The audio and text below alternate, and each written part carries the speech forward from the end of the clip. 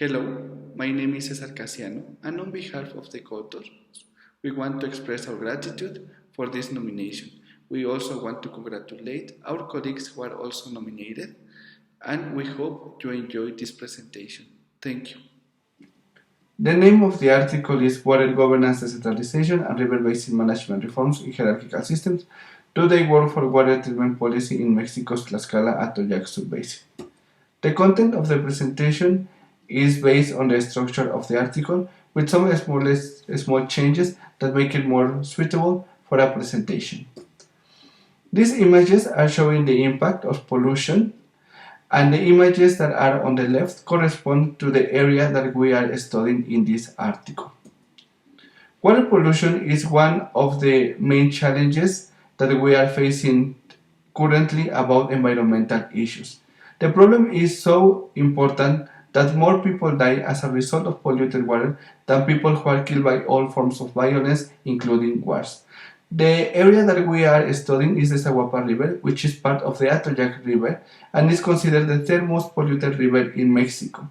The pollution is affecting 2 million people, and cases of leukemia and respiratory diseases have been already reported by organizations. Mexico had important reforms in the 1990s in order to bring a river basin management, and the country was divided into 13 river basin organizations. Within these river basins, there are some river basin commissions. These commissions bring the different stakeholders together in order to participate in the policy implementation of water in the area that they conform. Tlaxcala had one of these commissions created in 2009. This image is not part of the article, but I wanted to show you the size of Mexico and then the importance of dividing the country into 13 different regions. The location of the study is in the central part of Mexico, as you can see in this map. Besides integrated water resources management, also decentralization reforms took place. The responsibility of water policy was transferred from the federal government to the municipal government in the 1980s. However, after many decades, power is still centralized by the federal government, and the established goals for water treatment have not been achieved by the two last federal administrations. Within this context, we come with this question: how apt have the water treatment policy reforms been for the governance context in Tlaxcala's Alto Atoyac Basin? And to answer this question, we apply the governance assessment tool. We agree that there is no panacea where a single type of governance system can be applied for all environmental issues. We also add to the academic concern that proposes frameworks considering contextual answers and contextual factors to do the analysis, and only few studies have been made to analyze wastewater treatment policy in Latin America, and there is a lack of attention to implementation of agreement or regulation from a governance perspective. These are basically the two gaps that we are filling with our study. The governance assessment tool is composed of a matrix. This is the matrix. On the left side, you can see the dimensions. Levels and scales refers to the different levels that are involved in the policy implementation. Actors and networks, who are the actors involved and who are the actors excluded. Problems and perspectives, which are the perspectives together, what are the goals for the policy implementation, which strategies also are being applied or which are being neglected, which instruments also compose the implementation of the policy, and which are the responsibilities that the different actors have and the resources that exist in the policy implementation. Within these dimensions, we assess them with 4 qualities. Extent refers basically to how many of these elements that compose the dimensions are considered or are excluded. Coherence is about the fact that if the elements of the dimensions are reinforcing or contradicting between each other.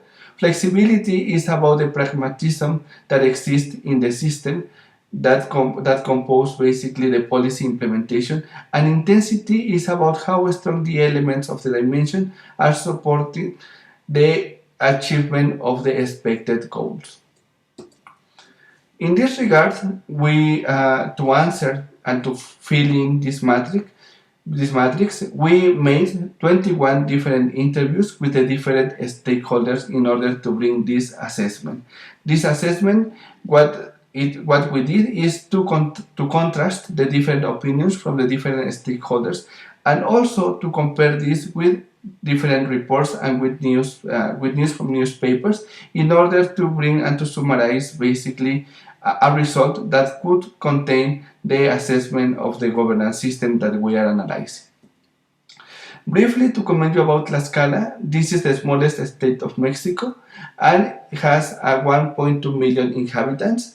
Most of the population lives in the Zaguapa subbasin, more than the 80%, and the state started to be interested in sanitation since 1985. But it was in 2009, with the creation of the state water law, that two organizations came into operation. One was the State Water Commission and the other was the Center for Integral Water Treatment, which started operation in 2011. In 2011, only 2 water treatment plants were operating, and for 2014, actually there were already 61 out of the 128. And this is representing 61% of the total water which is being treated. And this was achieved through a regionalization policy in which the state government started to play a more active role. They started to operating some of the wastewater treatment plants, and also to secure the resources for the operation of these plants. Important reforms were made to the financial code of the state in order to force the municipalities to provide the resources for the operation of the plants. In this matrix, you can see the results that we obtained from the assessment that we were doing. Here you can see the dimensions and the qualities, how they are crossing, and what are the results that we are finding. To summarize these findings, we can say that extent was assessed as restrictive.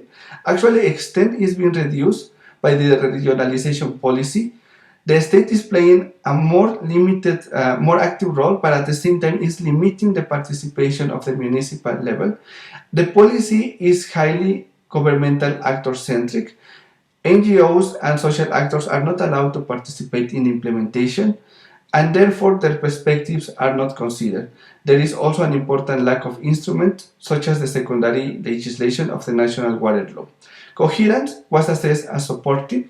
The regionalization policy is benefited from this, benefiting this coherence, and basically now the state and the federal government are working together, and this has brought more stabilization to the policy. These levels last in office 6 years, while the municipal government lasts only 3 years, and then it creates many changes and makes less stable the implementation of the policy. For flexibility, we found that it was restricted. There is no possibilities for pragmatism or to think out of the box. Basically, the rules have to be followed as they are established. Otherwise, it's like if the actors are breaking the law. Intensity is assessed as supportive and is improving. Intensity, in this sense, is becoming stronger by the role that the actors from the federal and government levels are playing. However, goals are still far from being achieved, and many changes still need to take place. Mainly, we can refer to the law enforcement, and municipalities are facing the main challenges for the operation of the wastewater treatment plants. Normally, when international organizations are calling for water governance, they are proposing integrated water management and decentralization efforts. But we can see that in Tlaxcala, they have failed. The Atoyac-Zaguapa Commission never had a session. The municipalities do not have the capacity to enforce the law. And in this sense, our case is providing an example of a more context-sensitive analysis. So, answering our question, we can say that if the reforms for decentralization and integrated water resources management were less apt for this case than the contextual reforms implemented by the state government. In this context, decreasing extent through the regionalization policy supports coherence, a different outcome that is proposed when we're talking about decentralization efforts. The dependence on the state level is creating a challenge because this level is not required by the law to implement the policy, so it required the willingness of the state level.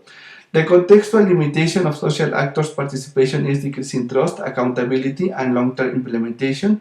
Therefore, legal reforms that give the state level more responsibilities and capacities and strengthen transparency might be a step towards a more effective implementation. Thank you very much.